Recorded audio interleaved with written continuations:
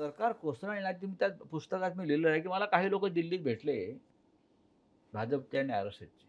त्याचा मी रेफरन्स दिला आहे. पण मला वाटलं, की आम्ही हे सरकार कोणत्याही परिस्थितीत पाडणार आहोत. तुम्ही मध्ये पडू नका. तुम्ही मध्ये पडला तर तुम्हाला त्रास होईल. मी म्हटलं म्हणजे काय? नाही तुम्हाला तुरुंगात टाकण्याचा निर्णय झालेलाच आहे म्हटले. कोणी केला? मोदी आणि शहा. तर मी म्हटलं टाकणार म्हणजे काय करणार? ना टाकणार तुम्हाला. मला तुम्ही 2-1 वर्ष तरी आतमध्ये राहा, 3 वर्ष आतमध्ये राहा. तुम्ही यात पडू नका. मी म्हटलं का पडू नका मला समजावून सांगा. एक सरकार चाललेलं आहे. आत्ता या क्षणी बहुमत आहे. नाही तुम्ही गप्प राहिलात की सरकार आपोआप पडेल म्हटले. आम्ही बाकी सगळं मॅनेज केलं.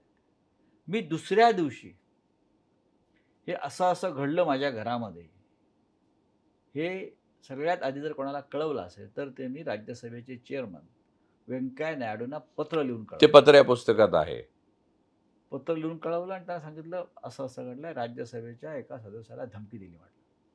तुम्हाला तुरुंगात टाकू तुमच्या माहितीसाठी. ही प्रोसेस तेव्हाच सुरू झाली.